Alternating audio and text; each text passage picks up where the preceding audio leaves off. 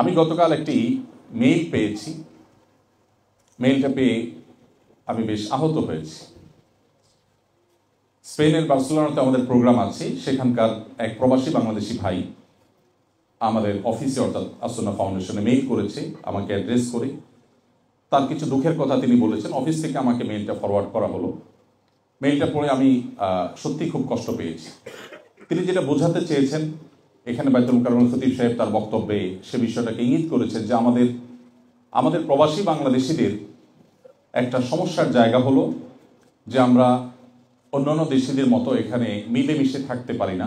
আমাদের দেশের রাজনৈতিক যে বিভিন্ন দল আছে, সে দলগুলোর শাখা খুলে নানাভাবে এখানে আমরা একে অন্যের বিরুদ্ধে লেগে যাই। আমরা নিজেরা মারামারি, হানাহানি, শত্রুতা, বিদ্বেষে লেগে যাই এবং যার ফলশ্রুতিতে আমাদের মান সম্মান নষ্ট হয়, ক্ষুণ্ণ হয়।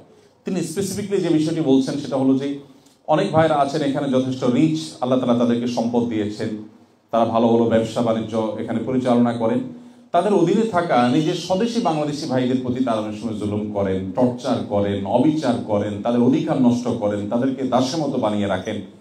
অথচ আমরা নিজেদেরকে মুসলিম দাবি করছি, আমরা অনেকে নামাজ কালামও পড়ছি, আমরা অনেক হয়তো মুখে দাড়িও রাখছি, কিন্তু আমি যে কাজগুলো করছি সেগুলো ইসলাম সমর্থন করে না, সেগুলোর কারণে আমি ভালো মুসলিম হতে পারছি না। এই জায়গাটা আমাদেরকে বিশেষভাবে নজর দিতে হবে বলে আমার মনে হয়। যে দুটি সূত্রে গাঁথা থাকার কারণে আমরা এখানে একত্র হয়েছি, যে দুটি সুতোয় আমাদেরকে এখানে একত্র করেছে, এনেছে, উপস্থিত করেছে, তার প্রথমটির কথা বলছিলাম যে আমরা বাংলাদেশের নাগরিক হিসাবে, বাংলাদেশের মানুষ হিসাবে, আপনি এই দেশের নাগরিকত্ব নিয়ে থাকলেও আপনি বাংলাদেশের জন্মসূত্রে নাগরিক বা জন্মসূত্রে আপনি বাংলাদেশি। সো সেই জায়গা থেকে আমাদের আচার আচরণ হতে হবে অত্যন্ত মার্জিত, অত্যন্ত দায়িত্বশীল। আমাদের প্রিয় স্বদেশ অনেক দিক থেকে আমরা পিছিয়ে আছি। অর্থনীতিতে আমরা পৃথিবীর ইউরোপের উন্নত দেশগুলোর সাথে তুলনা তো দূরের কথা, এশিয়ার ছোটখাটো অনেক দেশের সাথেও আমরা নিজেদেরকে কম্পেয়ার করতে পারি না। আমাদেরকে ফুলিয়ে ফাঁপিয়ে নানা সময় আমরা অনেক অগ্রসর হয়েছি সেটা দেখাবার চেষ্টা করা হয়েছে, হয়। কিন্তু দুর্ভাগ্য যে আমরা কোথায় দাঁড়িয়ে আছি সেটা আমরা সবাই কম বেশি জানি। আমাদের পায়ের তলায় যে মাটি নেই নানা কারণে, আমাদের অর্থনৈতিকভাবে আমরা যেরকম দুর্বল, আমাদের শিক্ষায় যেরকম আমরা পিছিয়ে আছি, আমাদের অবকাঠামোর অবস্থা যেরকম তথৈব, আমাদের গণমাধ্যম যেরকম পৃথিবীর অন্যান্য দেশের মতো এতটা স্বাধীন, এতটা বস্তুনিষ্ঠ সংবাদ তারা আমাদেরকে উপহার দেয় না বা দিতে পারে না। আমাদের যে নানা দিক থেকে সীমাবদ্ধতা আছে, আমরা যে পিছিয়ে আছি, সেটি আর নতুন করে বলবার অপেক্ষা রাখে না। কিন্তু সমাজ উপস্থিতি আমরা আমাদের কর্মকাণ্ডের মধ্য দিয়ে, আমরা আমাদের সুন্দর আচরণের মধ্য দিয়ে, আমরা আমাদের শৃঙ্খলা এবং ডিসিপ্লিনের প্রতি আমাদের যে ভালোবাসা আছে সেটি প্রকাশ করবার মধ্য দিয়ে আমরা আমাদের দেশকে এই সমস্ত দেশগুলোতে বা ইউরোপের মতো, আমেরিকার মতো জায়গা আমরা রিপ্রেজেন্ট করতে পারি। কিন্তু দুর্ভাগ্য হলো যে মধ্যপ্রাচ্য বলুন কিংবা মালয়েশিয়া, যেখানে বাংলাদেশি প্রবাসীদের সংখ্যা অনেক বেশি, আরও বিভিন্ন জায়গায় আমার যাওয়ার সুযোগ হয়েছে, সব জায়গায় একই অভিযোগ। এমনকি আমি নিজে 10-10টি বছর প্রবাসে কাটিয়েছি। আমি খুব কাছে থেকে দেখেছি যে আমাদের স্বদেশী ভাইয়েরা নিজেদের পায়ে কিভাবে কুঠারাঘাত করে, কিভাবে নিজেদের বদনাম নিজেরা করেন, কিভাবে নিজেদের দুর্নাম তারা করেন। আমি আপনাদের কাছে আজ উদাত্ত আহ্বান করতে চাই যে আমাদের ভেদাভেদগুলোকে আল্লাহর জন্য ভুলে গিয়ে আমরা আমাদের নিজেদের মধ্যকার যে সম্পর্ক আছে, নিজেদের মধ্যকার যে বন্ধন আছে অ্যাজ এ বাংলাদেশি, সেটাকে আমরা সুদৃঢ় করবার চেষ্টা করব। আমাদের সকল ভিন্ন মতগুলোকে যতটা মিনিমাইজ করা যায় সেই চেষ্টা করব।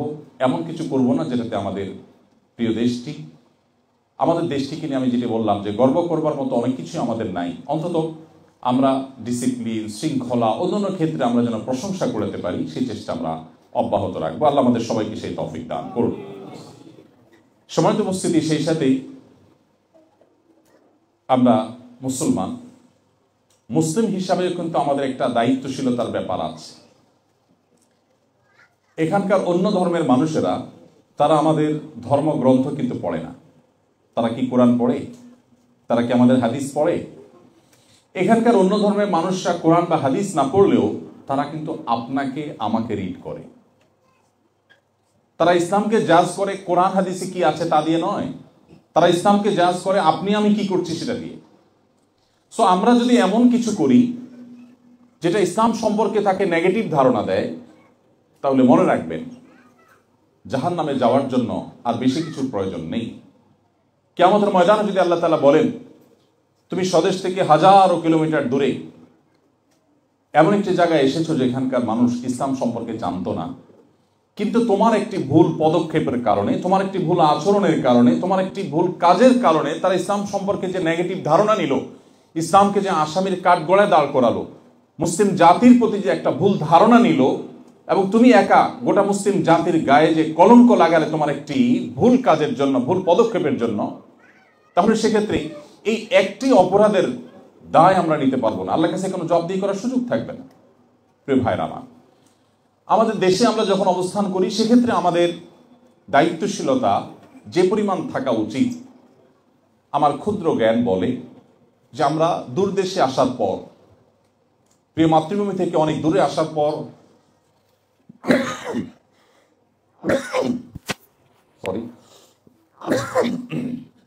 আমাদের দূর দেশে আসার পর, থ্যাংক ইউ সো মাচ,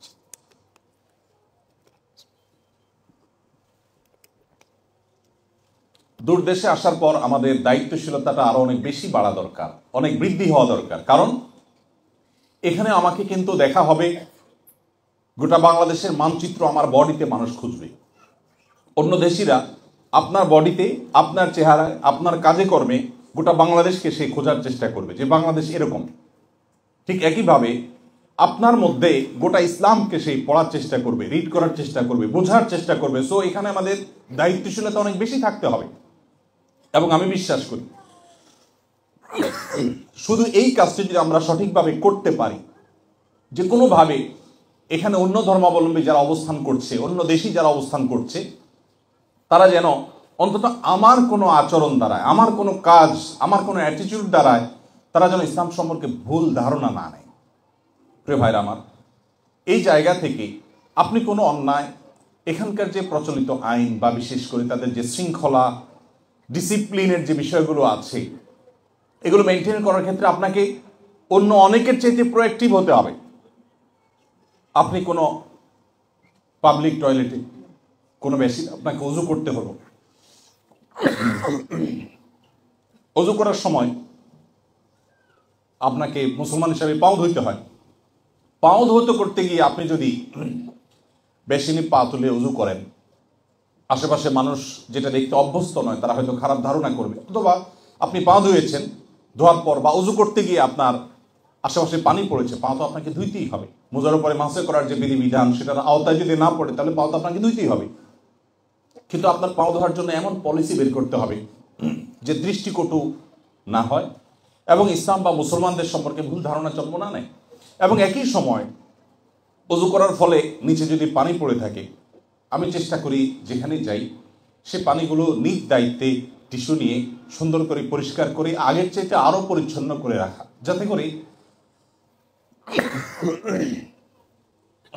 যাতে করে কোনো মুসলিম কোথাও কোনো অজুখানায় গিয়েছেন, এই কারণে অন্য ধর্মাবলম্বী যেন বিরক্ত না হয়, সেখানকার ক্লিনার যেন বিরক্ত না হয় যে একজন মুসলমান আসছে সে এখন এটাকে ময়লা করে যাবে। না, আমি আমার জায়গা থেকে দায়িত্বশীলতার পরিচয় সর্বোচ্চ দেওয়ার চেষ্টা করব। আল্লাহ তাআলা আমাদের সবাইকে সেই তৌফিক দান করুন। অতএব আপনাদের প্রতি আমার উদাত্ত আহ্বান যে এখানকার যে শৃঙ্খলা, এখানকার যে ডিসিপ্লিন আছে, সেই ডিসিপ্লিন, সেই শৃঙ্খলা আপনারা মেনটেন করে চলবেন এবং এখানকার প্রচলিত যে ট্রাফিক আইন আছে, অন্যান্য আইন আছে, সেগুলোকে অন্য সবার চাইতে আপনারা বেশি মেনে চলার চেষ্টা করবেন। আল্লাহ আপনাদের সবাইকে সেই তৌফিক দান করুন। মনে রাখতে হবে আমাদের প্রিয় নবী সাল্লাল্লাহু আলাইহি সাল্লাম ইসলামের সৌন্দর্য তিনি মানুষের সামনে তুলে ধরেছেন। আপনি যদি নবী সাল্লাল্লাহু আলাইহি সাল্লামের সিরাত অধ্যয়ন করেন, আপনি দেখবেন শুধুমাত্র তার চরিত্র মাধুর্য দেখে দলে দলে মানুষ ইসলামের ছায়া চলে এসেছে। শুধুমাত্র তার আচরণের সৌন্দর্য দেখে, তার আচরণের সৌরভ এটা পেয়ে মানুষ ইসলামে এসেছে। আজ দুর্ভাগ্য আমাদের যে আমরা ইবাদত সর্বস্ব ইসলাম বানিয়েছি, ইসলামকে শুধুমাত্র সীমাবদ্ধ করেছি নামাজ রোজার মধ্যে। আমাদের যে আচার আচরণ, আমাদের যে কাজ কাম, প্রত্যেকটা জায়গায় যে ইসলাম প্রস্ফুটিত হওয়ার ব্যাপার আছে, ইসলাম বিকশিত হওয়ার ব্যাপার আছে, ইসলামকে মানুষ, ইসলামের সৌন্দর্যকে মানুষ দেখবার ব্যাপার আছে, এই বিষয়গুলো আমরা কিন্তু জানি না। আমরা দেখি নবী সাল্লাল্লাহু আলাইহি ওয়াসাল্লাম হাদিসে আমাদেরকে বলা হয়েছে, তাবাসসুমুকা ফি ওয়াজহি আলা ওয়াজহি আখিকা সাদাকা। তোমার কোনো মুসলিম ভাইয়ের সাথে সাক্ষাৎ হলে বা কারোর সাথে সাক্ষাৎ হলে তুমি হাসি মুখে কথা বললে আল্লাহর কাছে সাদাকার সওয়াব পাবে। আমরা দেখি অন্যান্য দেশিরা অমুসলিম হওয়া সত্ত্বেও তাদের মধ্যে এই কালচারটা বেশ ভালোই ডেভেলপ তারা করেছেন। তারা হাসি মুখে কথা বলেন, কারোর সাথে কথা বললে মুসলিম হেসে কথা বলেন। বাট আমরা অনেকেই গোমরা মুখে কথা বলি, খুব মরে থাকি। বিশেষ করে আল্লাহ সুবহানাহু ওয়া তাআলা কাউকে কোনো অবস্থান দিলে, অর্থ সম্পদ এ সমস্ত দিলে, তখন আমাদের অনেকেরই অবস্থা হয়ে যায় যে আমরা অহমিকা এবং অহংকার প্রদর্শন করতে থাকি। সম্মানিত উপস্থিতি, এই জায়গা থেকে আমরা আমাদের ইসলামের সৌন্দর্যকে, ইসলামের সামাজিক সৌন্দর্যকে তুলে ধরার জন্য আমি আপনাদেরকে বিনীতভাবে আহ্বান করছি। ইসলামের সামাজিক সৌন্দর্য নিয়ে আমরা আজকে আলোচনা করবার মতো সুযোগ বা সময় আমার হাতে নেই। নিশ্চয়ই আপনারা ইসলামের অনেক সামাজিক সৌন্দর্যের বিষয়ে অবগত আছেন। একজন অমুসলিমও আমার খোঁজ খবরের আওতায় থাকবে, তাকেও আমি খোঁজ খবর নেব, তারও আমি সেবা করার চেষ্টা করব। শুধু অমুসলিম কেন, যে কোনো প্রাণীর প্রতি দয়া এবং মায়া করা ইসলাম আমাকে শিখিয়েছে। সেই জায়গা থেকে আমার সচেষ্ট থাকতে হবে। এক কথায় আমার সার্বিক কর্মকাণ্ডের মাধ্যমে ইসলামের সৌন্দর্যগুলো যেন ফুটে ওঠে, এগুলো দেখে যেন মানুষ আগ্রহী হয়ে, কৌতূহলী হয়ে ইসলামকে রিড করতে চায়, কোরআন এবং হাদিসকে পড়তে চায়, যে ইসলামের সৌন্দর্য কি আছে। একজন মুসলিম যদি এত ভালো হয়, তাহলে কোরআন হাদিসে না জানি আরো কত ভালো কিছু বলা আছে। তো সেই চেষ্টা আমরা করবো। আল্লাহ আমাদের সবাইকে সেই তৌফিক দান করুন। এরপরে যে পয়েন্টটি আমি আপনাদেরকে বলতে চাই তা হলো, আমাদের আত্মপরিচয় যেন আমরা ভুলে না যাই। এই বিষয়টি খুবই গুরুত্বপূর্ণ। আমরা অনেকেই আছি যে হীনমন্যতায় ভোগী খুব বেশি। আমরা বাংলাদেশের মানুষ অনেক দিক থেকে আমরা পিছিয়ে আছি, যেটা আমিও বললাম। কিন্তু কিছু জায়গায় আমাদের কিন্তু ইউনিকনেস আছে, কিছু জায়গায় আমাদের গর্ব করবার মতো অনেক বিষয় আছে।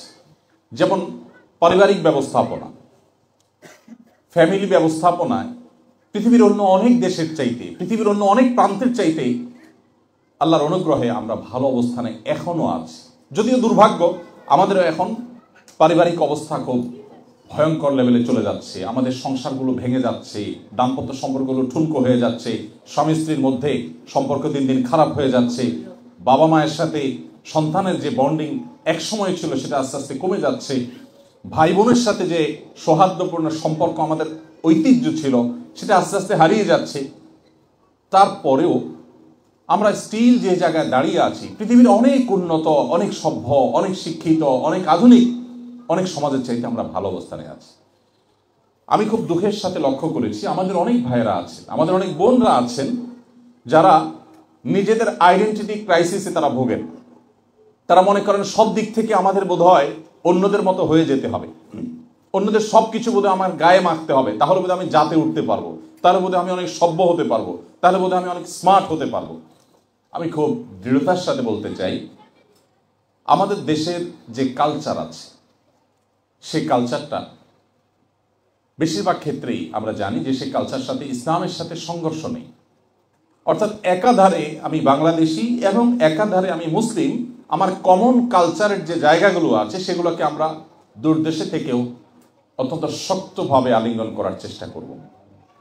আপনি যদি আপনার ইতিহাস, আপনার অতীত পৃথিবী থেকে মুছে ফেলতে না চান, আপনি যদি আপনার চিহ্ন পৃথিবীতে রেখে যেতে চান, আপনি যদি চান যে আপনার যে চেইন আছে, যেই চেইন ধরে আপনি এই পর্যন্ত পৃথিবীতে এসেছেন, এই চেইনটা আরো 200-400 বছর সামনে থাকুক, এটা যদি আপনি চান, তাহলে আপনাকে অবশ্যই আপনার যে আইডেন্টিটি আছে, আপনার যে পরিচয় আছে, গর্বের সাথে সেই পরিচয়কে আপনার ধারণ করবার সংগ্রাম আপনাকে চালাতে হবে। আপনার দুটি পরিচয়ের একটি হলো ভৌগোলিক পরিচয়, আপনি বাংলাদেশি, আরেকটি পরিচয় অনেক বড়, সেটি হলো আপনি একজন মুসলিম।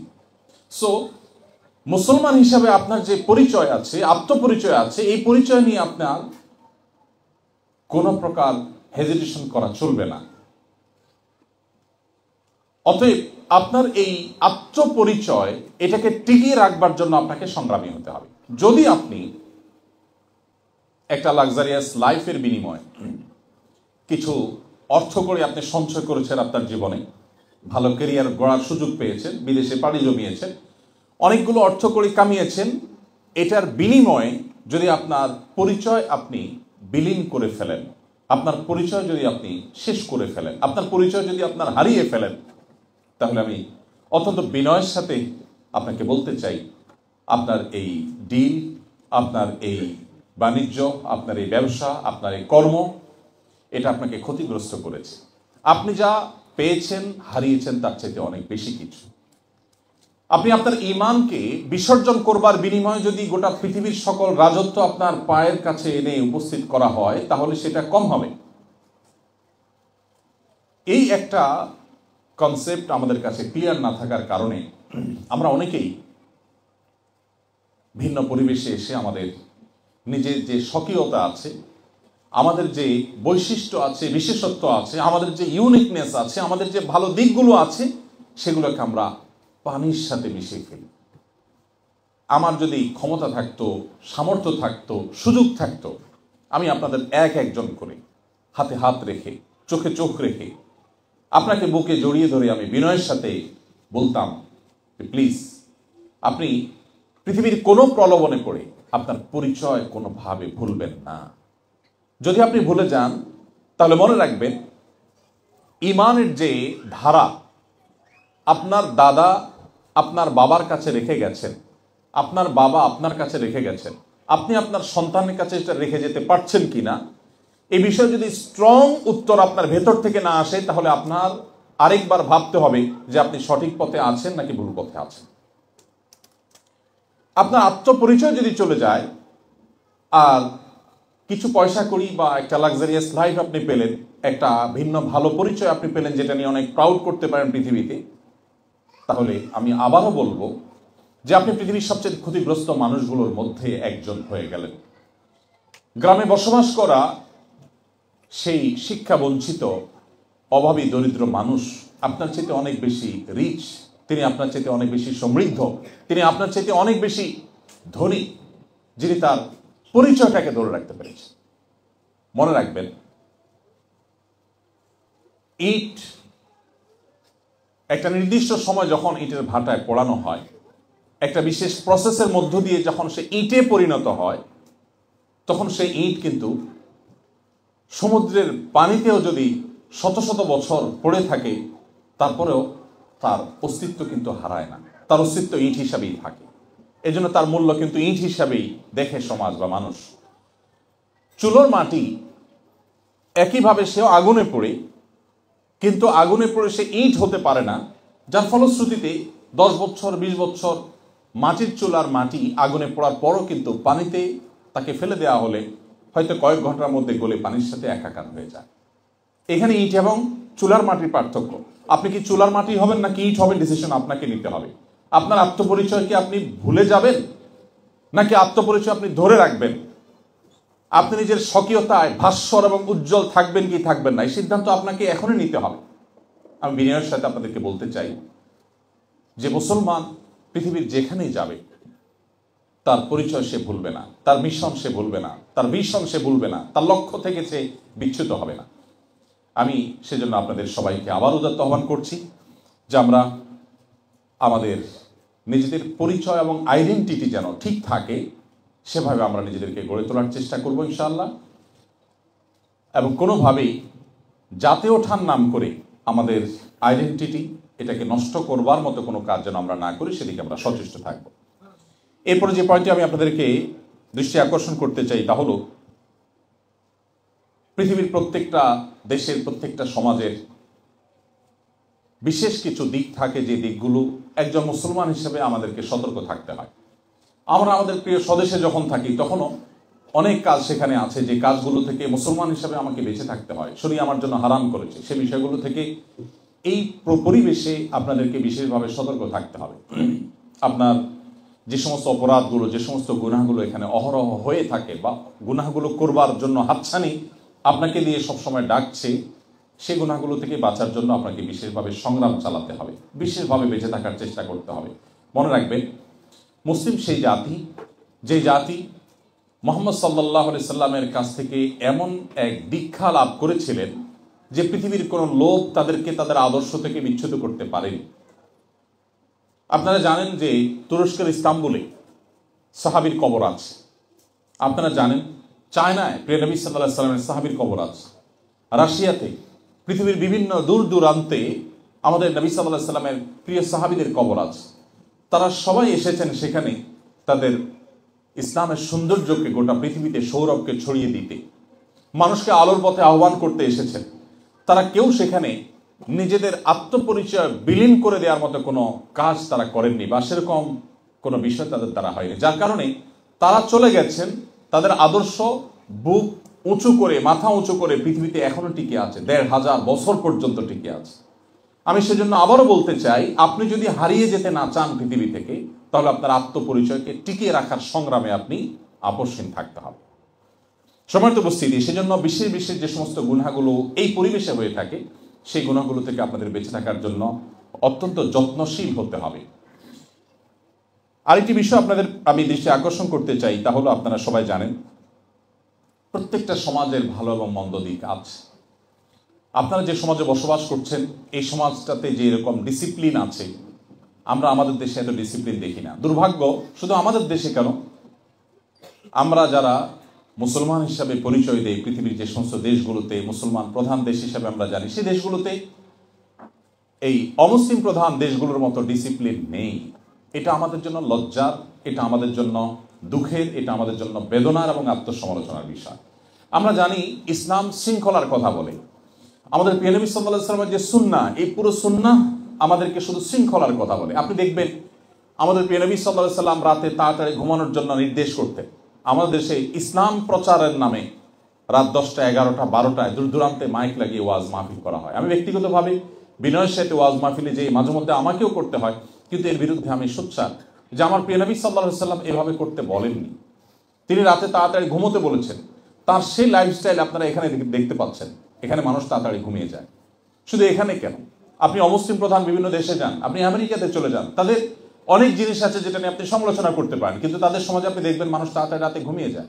তারা ভোরে উঠে কাজ শুরু করে, এরা ভোরে উঠে কাজ শুরু করে, ফজরের সময় রাস্তায় সিগন্যালে গাড়ি সিরিয়াল পড়ে যায়। অথচ এই দৃশ্য তো দেখার কথা ছিল মুসলমানদের মধ্যে। দুর্ভাগ্য আমাদের যে আমাদের সমাজে, মুসলমানদের সমাজে, আপনি মিডল ইস্টে যদি চলে যান, মিডল ইস্টের প্রত্যেকটা দেশে আপনি দেখবেন রাত 10টা, 11টার পরে রাত শুরু হয়, আর সকালে ফজরের পরে তাদের ঘুম শুরু হয়। আপনারা অনেকেই জানেন।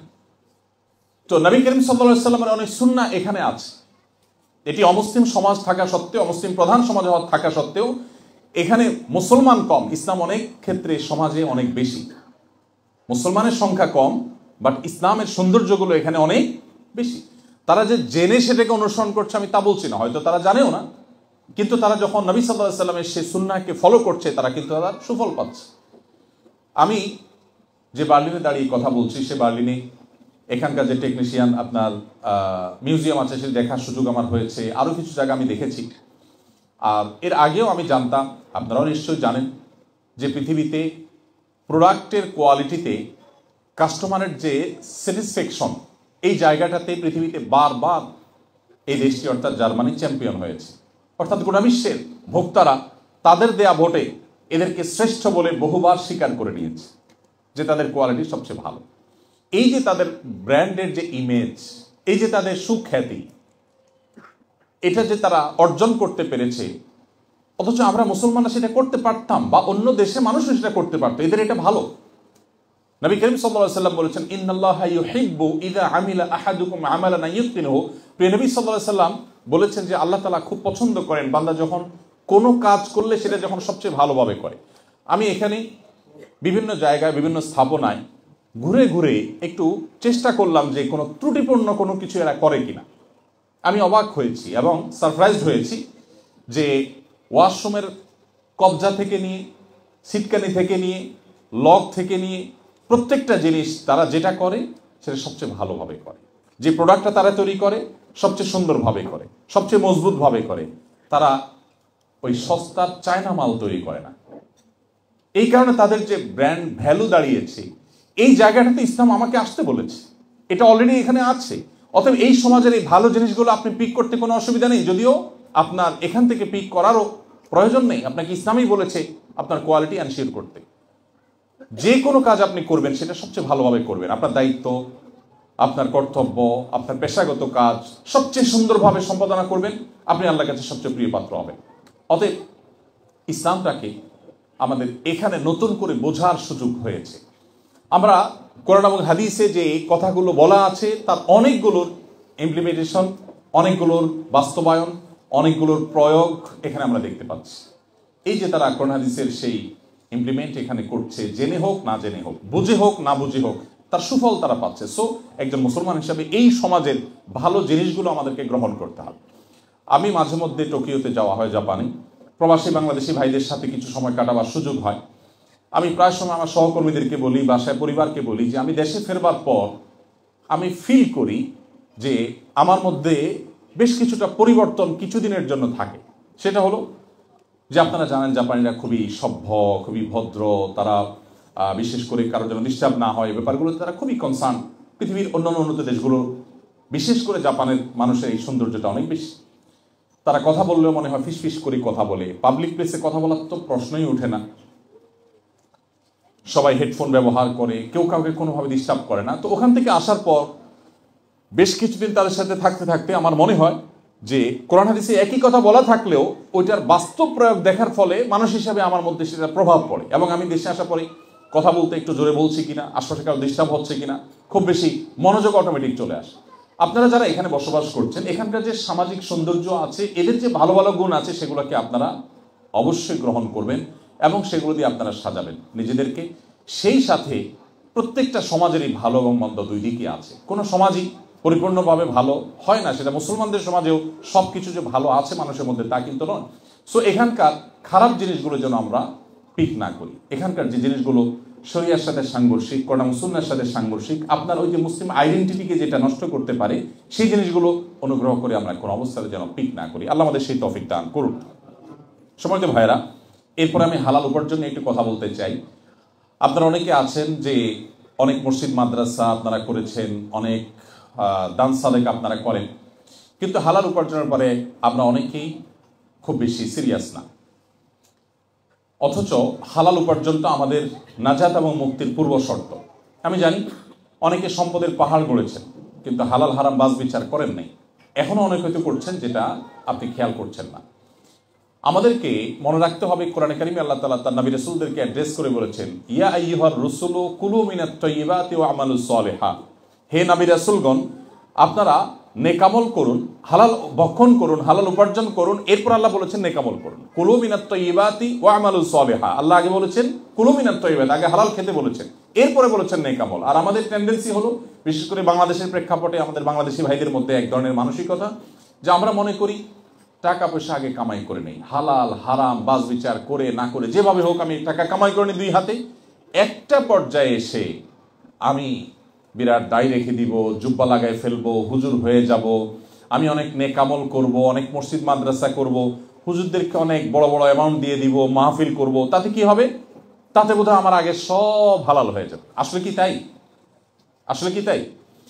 কোনো অবস্থাতেই একজন মুসলমান তিনি হালাল উপার্জনের ক্ষেত্রে কম্প্রোমাইজ করতে পারেন না, তিনি হারামে জড়াতে পারেন না।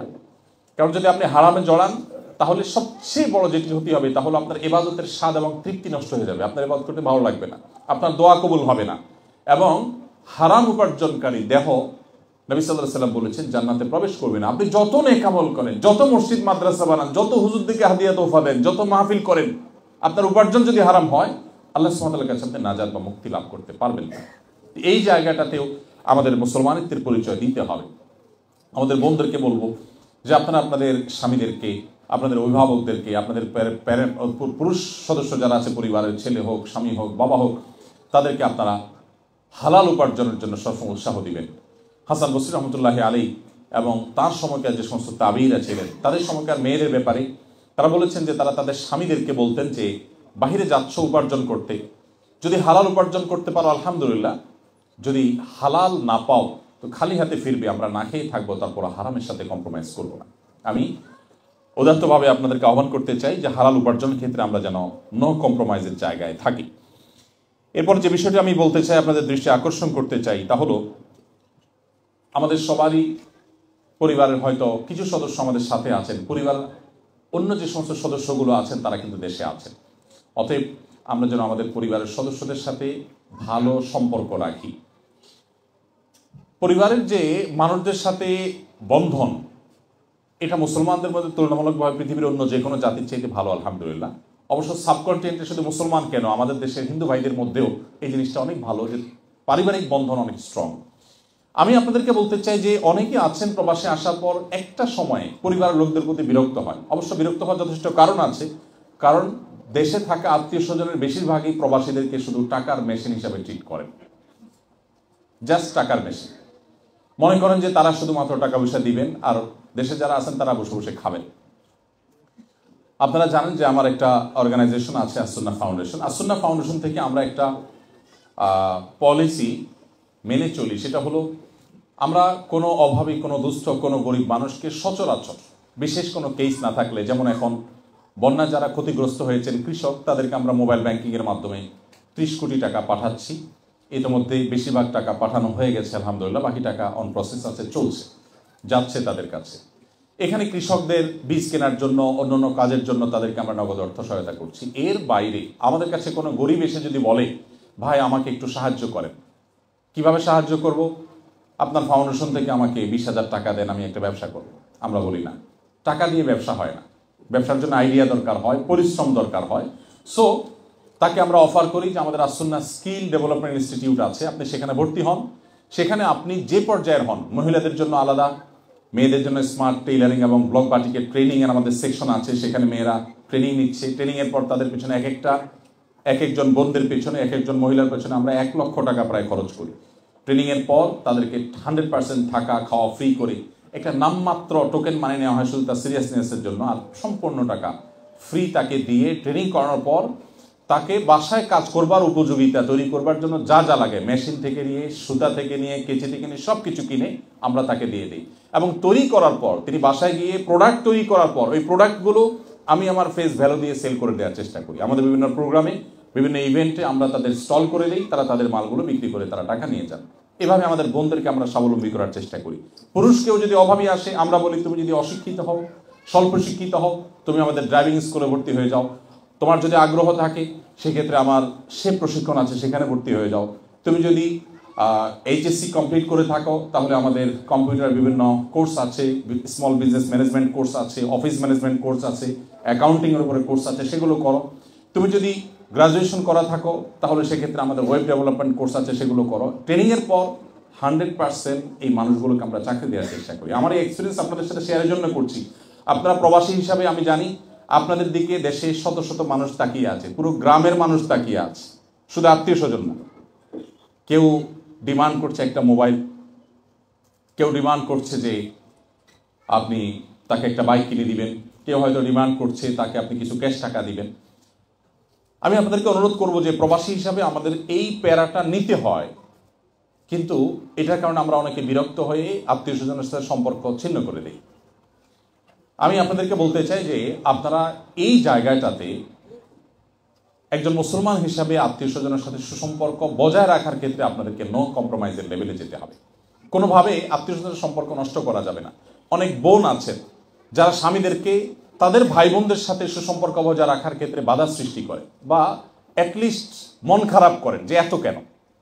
আবার পুরুষদের অনেকে আছেন যে নিজের বাপ ভাই তাদেরকে নিয়ে যত টেনশন করেন, চিন্তা করেন, শ্বশুরবাড়ির যারা আছেন, স্ত্রীর দিককার যারা আছেন তাদের দিকে ততটুকু খেয়াল করেন না। এখানে ব্যালেন্স করতে হবে। তবে আত্মীয় স্বজনের সাথে সুসম্পর্ক বজায় রাখা এটা আমাদের পার্ট অফ ইবাদাহ, এটা আমাদের ইসলামের পার্ট, এটা আমাদের ইবাদতের পার্ট।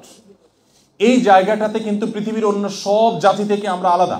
এই জায়গাটা থেকে অন্য সবার থেকে আমরা অনেক উচ্চতায় আছি, আমাদের ইউনিকনেস অনেক বেশি। নবী সাল্লাল্লাহু আলাইহি ওয়াসাল্লাম বলেছেন যে মান সাল্লাহু আন ইউবসাতা লাহু ফি রিজকিহি আও ইউনসা লাহু ফি আথারিহি ফালইয়াসিল রাহিমা। যে ব্যক্তি তার রিজিকের বৃদ্ধি চায়, যে ব্যক্তি তার হায়াতে বরকত চায়, সে যেন তার আত্মীয়তার সম্পর্ককে রক্ষা করে চলে, সম্পর্কগুলো ছিন্ন না করে।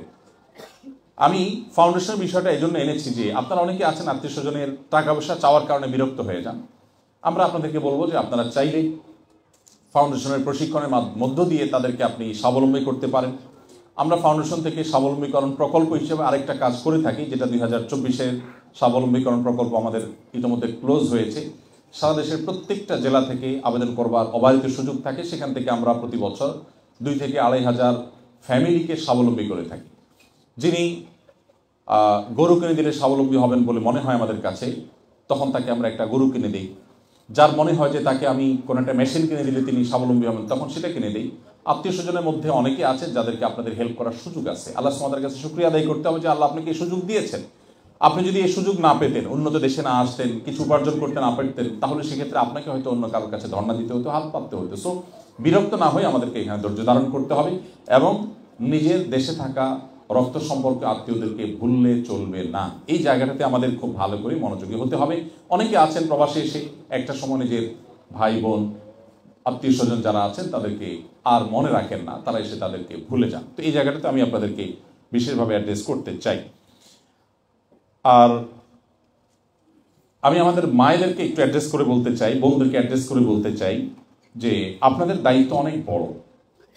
আপনারা যারা এখানে আছেন, আপনাদের ছেলে মেয়েরা আছে, আপনাদের দায়িত্বে সামান্য একটু অবহেলার কারণে যদি আপনার সন্তানটা একটু বিপদগামিতার দিকে চলে যায়, তো আল্লাহ সুবহানাহু ওয়া তাআলার কাছে এই জবাবদিহি করা বড় কঠিন হবে, বড় কঠিন হবে। আমি অনেক দেশে দেখেছি আমাদের প্রবাসী বাংলাদেশিদের যে তাদের সন্তানদের আইডেন্টিটি তারা মুছে ফেলে দিয়েছেন। এবং নবী সাল্লাল্লাহু আলাইহি ওয়াসাল্লামের সেই হাদিসটি আপনারা নিশ্চয়ই শুনেছেন, বারবার নবী সাল্লাল্লাহু আলাইহি ওয়াসাল্লাম বলেছেন, কুল্লু মাউলুদিন ইউলাদু আলাল ফিতরা, প্রতিটি মানুষ, প্রতিটি শিশু জন্মগ্রহণ করে ইসলামের উপরে। কোনো শিশু কিন্তু অমুসলিম হয়ে জন্মগ্রহণ করে না। সো প্রত্যেকটা শিশু বাই বর্ন মুসলিম, ইল্লা আন্না আবওয়াহু ইউহাউইদানিহি আও ইউনাসসিরানিহি আও ইউমাজ্জিসানিহি, তবে তার বাবা মা, শিশু যদি কখনো বিপদগামী হয়, ইসলাম থেকে বিচ্যুত হয়ে যায়, তার জন্য পরিপূর্ণ দায় বেশিরভাগ ক্ষেত্রে বাবা মায়ের। কোনো কোনো ক্ষেত্রে বাবা মার শত প্রচেষ্টা সত্ত্বেও সে বিপদগামী হয়, সেটা ভিন্ন।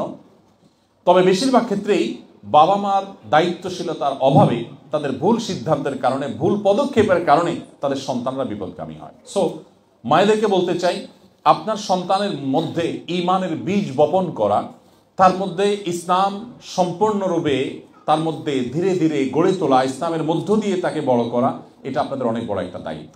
সো মা বোনদেরকে বলতে চাই, এই দায়িত্বটা পালনে আপনারা যথেষ্ট সচেষ্ট হতে হবে। আমাদের অনেক বোনরা আছেন, বলেন যে আমার হাতে কাজ নেই, বাচ্চারা স্কুলে চলে যায়, হাজব্যান্ড কাজে চলে যায়, আমি কি করব? তাহলে আমিও বোধহয় কিছু একটা করি। সন্দেহ নেই, আপনি যদি শরিয়ার সীমানার মধ্যে থেকে করতে চান সেক্ষেত্রে করার সুযোগ আছে। বাট আপনি আপনার ঘরে যদি কাজ করতে চান, তাহলে আপনার কাজ করতে করতে পাগল হওয়ার মতো অনেক কাজ আপনার কাছে আছে, আপনি হয়তো আইডিয়া খুঁজে পাচ্ছেন না। আপনার বাসায় বসে আপনার স্কুলে থাকা বাচ্চাটার জন্য নানা প্ল্যান প্রোগ্রাম করতে পারেন। তার মনে অনেক কোশ্চেন থাকে এখানকার প্রতিকূল পরিবেশে, সেই কোশ্চেনগুলোর অ্যান্সার আপনাকে দিতে হবে, আপনি তাকে কনভিন্স করতে হবে। আপনি না পারলে অন্য কারো সহযোগিতা নিতে হবে, কারো সাহায্য নিতে হবে, কিন্তু দিন শেষে আপনাকে করতে হবে। অনেক ভাইরা আছেন যারা এক্ষেত্রে তারা উপার্জনের জন্য ব্যস্ত থাকার কারণে তারা সময় দিতে পারেন না। মায়েদের এখানে দায়িত্বটা অনেক বেশি। এই জন্য বোনদেরকে আমরা বলবো, আল্লাহকে ভয় করবেন। মনে রাখবেন, আপনার সন্তান যদি ঈমান হারা হয়ে যায়, তাহলে আপনার জাহান্নামে যাওয়ার জন্য শুধু এই একটা জিনিসই যথেষ্ট হতে পারে। আর আমাদের তরুণরা যারা আছে তাদেরকে আমি একটু কয়েকটি কথা বলে শেষ করবো ইনশাআল্লাহ। তরুণ বন্ধুরা, আমাদের প্রিয় নবী সাল্লাল্লাহু আলাইহি ওয়াসাল্লাম তরুণদেরকে অনেক বেশি ভালোবাসতেন। আপনারা জানেন, তিনি শুধুমাত্র তরুণদেরকে অ্যাড্রেস করে করে বলেছেন ইয়া মাশারাশ শাবাব। বিভিন্ন হাদিসে বলেছেন হে যুবক সম্প্রদায়, হে ইয়াংসরা, হে তরুণরা। এভাবে নবী সাল্লাল্লাহু আলাইহি ওয়াসাল্লাম বিভিন্ন সময় ইয়াংদেরকে আলাদা করে অ্যাড্রেস করে করে তার মনের কিছু আকুতির কথা বলেছেন। নবী করিম সাল্লাল্লাহু আলাইহি ওয়াসাল্লামের সভাসদে, তার মজলিসে যেমন সিনিয়রদের জায়গা ছিল, তেমন তরুণ আলী ইবনে আবি তালেব তার ডিসিশন মেকারদের একজন ছিলেন। তার ডিসিশন মেকারদের একজন ছিলেন বেলাল রাদিয়াল্লাহু তাআলা আনহু। তার সভাসদে, তার পরামর্শদাতাদের মধ্য থেকে ছিলেন মুসআব ইবনে উমাইরের মতো মানুষ, যাদেরকে তিনি অনেক বেশি স্নেহ করতেন। আব্দুল ইবনে ওমর, আব্দুল ইবনে আব্বাস, আব্দুল ইবনে মাসউদ, আমি কত নাম বলবো, রিদওয়ানুল্লাহি তাআলা আজমাইন। তারা সবাই বয়সে তরুণ ছিলেন, কিন্তু প্রিয় নবী সাল্লাল্লাহু আলাইহি ওয়াসাল্লামের অত্যন্ত পছন্দের, তার ভালোবাসার, তার অত্যন্ত কাছের মানুষ ছিলেন। তো এই জায়গা থেকে আমি আপনাদেরকে বলতে চাই, আপনারা আজ ইসলামের সৌন্দর্যকে গোটা বিশ্বে প্রতিষ্ঠিত করতে হবে। আজকে মুসলমানদের যে দুর্দশা, মুসলমানদের যে পিছিয়ে থাকা, আমাদের যে দুরবস্থা, এটা থেকে উদ্ধার করবার জন্য আপনাদেরকে এগিয়ে আসতে হবে। আপনারা যদি এখানে পড়ালেখা করেন, জ্ঞানে বিজ্ঞানে আপনারা উন্নত হন, মুসলিম জাতির মুখকে উজ্জ্বল করবার জন্য, মুসলিমদেরকে মাথা উঁচু করে দাঁড়াতে সাহায্য করবার জন্য, তাহলে আপনার এই পড়াশোনাটাও পার্ট অফ ইবাদা হবে। আপনার উদ্দেশ্য যদি হয়, ইন্টেনশন যদি হয় যে আজকে মুসলমানদের যে দুর্দশা, দুর্গতি, মুসলমানদের যে দুর্নাম গোটা পৃথিবীতে, আমি সেটাকে ঘোচাবার চেষ্টা করব। আমি বড় একজন সায়েন্টিস্ট হই, আমি একজন বড় ইঞ্জিনিয়ার হই, আমি একজন বড় প্রকৌশলী হই, বড় একজন ডক্টর হয়ে মুসলমানদের মুখকে উজ্জ্বল করব, বিশ্বের দরবারে মুসলমানদের মাথা উঁচু করে আমি তুলে ধরব। এই যদি আপনার ইন্টেনশন হয়, তো মনে রাখবেন আপনার এখানকার কলেজ ইউনিভার্সিটির পড়াশোনাটা এটাও একটা ইবাদত হবে, নেকামল হবে। অতএব উদ্দেশ্য যেন ভালো হয় এবং ইসলামের জন্য আপনার নিজেকে যেন আপনি উৎসর্গ করতে পারেন। মনে রাখবেন, ভোগের জন্য কোনো যোগ্যতার প্রয়োজন হয় না, ত্যাগের জন্য যোগ্যতার প্রয়োজন হয়। আপনি এখানে লাক্সারিয়াস লাইফ লিড করতে পারছেন, নানাভাবে আপনি ভোগ উপভোগ করতে পারছেন, কিন্তু এর চেয়ে ইম্পর্টেন্ট হলো আপনি বিশ্ব মানবতার জন্য অনেক অবদান রাখবার সুযোগ আপনার আছে। বিশেষ করে মুসলমান জাতি আজ নেতৃত্বহীন, আপনারা তরুণদেরকে কিন্তু নেতৃত্ব দিতে হবে। এই জন্য ইসলামটা ভালো করে রপ্ত করে, ইসলামটা ভালো করে প্র্যাকটিস করে, সেই সাথে আপনার পড়াশোনা, আপনার পেশাগত দায়িত্ব সর্বোচ্চ সুন্দরভাবে আপনাকে পালন করতে হবে। সেটা যদি আপনি করতে পারেন, তাহলে আবারও সেই ওমর ইবনে আব্দুল আজিজের সময় মুসলমানদের যেরকম মুখ উজ্জ্বল ছিল, আমাদের মুখ আবার উজ্জ্বল হবে। আমরা আপনাদের দিকে তাকিয়ে আছি। আপনাদের আত্মপরিচয় আপনারা ঠিক রেখে, ইসলাম চর্চা এবং প্র্যাকটিস ঠিক রেখে আপনারা এগিয়ে যাবেন, সেই প্রত্যাশা আপনাদের কাছে।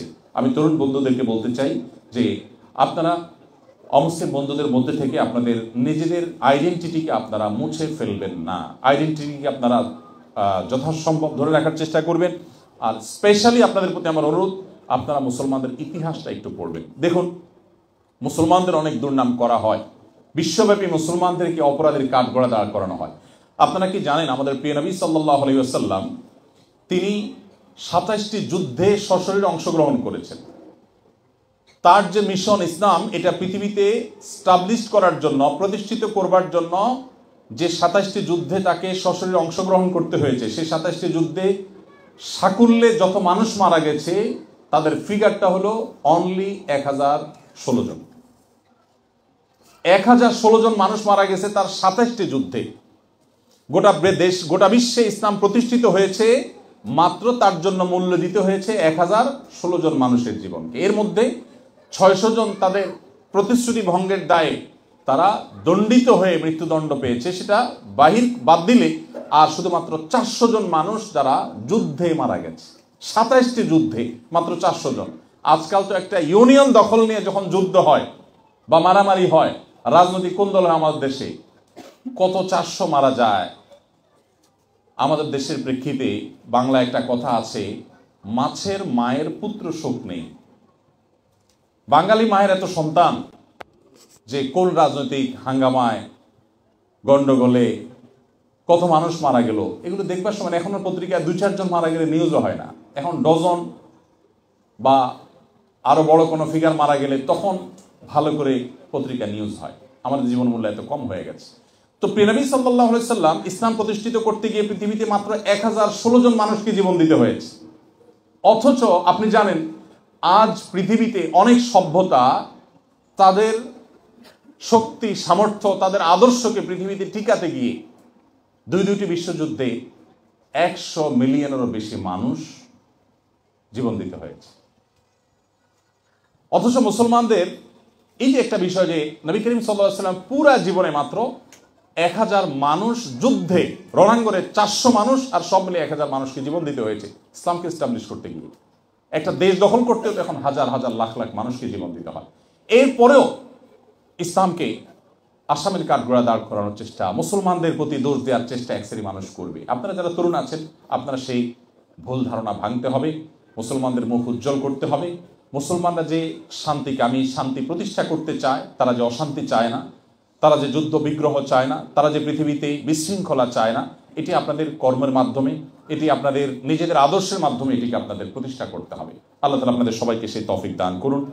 আমার ছোট্ট বন্ধুদেরকে লক্ষ্য করে কিছু কথা বলার ছিল, কিন্তু ছোট্ট বন্ধুদের পরিমাণ কম দেখছি, হয়তো তারা মায়েদের সাথে আছে। দারুল ইসলাম বার্লিনকে আমি বিশেষভাবে ধন্যবাদ জানাই যে তারা একেবারে ছোট বাচ্চাদের জন্য একটা প্রোগ্রাম অ্যারেঞ্জ করেছেন, যে প্রোগ্রামটা আমি বেশ দারুণভাবে উপভোগ করেছি। এবং আমার বিদেশের মাটিতে যত প্রোগ্রাম হয়েছে এর মধ্যে one of the best program ছিল সেই বাচ্চাদের প্রোগ্রামটা। ইনশাআল্লাহ পরবর্তীতে আবারও তোমাদের সাথে কখনো আমি শিশুদের সাথে, কিশোরদের সাথে ইনশাআল্লাহ আবারও সময় কাটাবার চেষ্টা করব। আমি আমার আলোচনা একবারে শেষ প্রান্তে চলে এসেছি। আপনারা অনেক কষ্ট করে দীর্ঘ সময় থেকে বসে আছেন, অনেক দূর দূরান্ত থেকে এসেছেন। আমি আবারও বলছি, এখানে অনেক মান্যগণ্য ব্যক্তিবর্গ আছেন যারা অনেক জ্ঞানী, অনেক গুণী, যারা আমার চাইতে অন্য অনেক দিক থেকে আপনারা এগিয়ে আছেন। সো আপনারা যে আপনাদের মূল্যবান সময় থেকে কিছু সময় বের করে এখানে সময় দিয়েছেন, আমাকে শুনেছেন, সেজন্য আপনাদের প্রতি আবারও কৃতজ্ঞতা জ্ঞাপন করছি আপনাদের এই কষ্ট করে আসার কারণে। আমাদের বোনরা অনেক কষ্ট করে এসেছেন। আমার প্রত্যেকটা বোনকে আমি সশ্রদ্ধ সালাম নিবেদন করছি। জাযাকুমুল্লাহু খায়রা। আল্লাহ তাআলা আপনাদেরকে উম্মুল মুমিনিন আয়েশা রাদিয়াল্লাহু তাআলা আনহার ভূমিকা অবতীর্ণ হওয়ার তৌফিক দান করুন, ফাতেমা রাদিয়াল্লাহু তাআলা আনহার ভূমিকা অবতীর্ণ হওয়ার তৌফিক দান করুন। আমাদের ভাইদের সবাইকে প্রিয় নবী সাল্লাল্লাহু আলাইহি সাল্লামের সাহাবীদের ভূমিকা অবতীর্ণ হওয়ার তৌফিক দান করুন।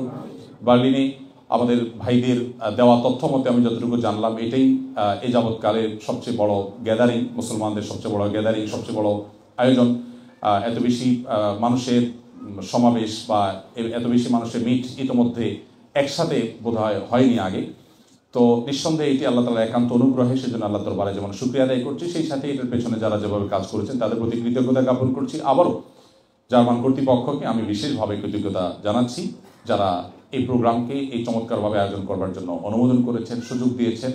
আল্লাহ তাআলা তাদের সবাইকে আলো এবং হেদায়েতের দৌলত দিয়ে সমৃদ্ধ করুন, বলুন আমিন। এবং আমরা এখানে যেভাবে একত্রিত হয়েছি সবাই, আল্লাহ তাআলা আমাদের সবাইকে ঠিক একইভাবে জান্নাতুল ফেরদাউসে একত্র হওয়ার তৌফিক দান করুন। আমাদের জীবনটা বরফের মতো গলে যাচ্ছে। আপনি কি ইউরোপে আছেন না আফ্রিকায়, আপনি কি এশিয়ায় আছেন নাকি আমেরিকায়, এটা দেখার বিষয় না। আপনার জীবন ঠিকই গলে যাবে। আপনি দেশে থাকলেও আপনার বয়সটা আস্তে আস্তে সে সবে বরফের মতো গলে যাবে, এখানে থাকলেও গলে যাবে।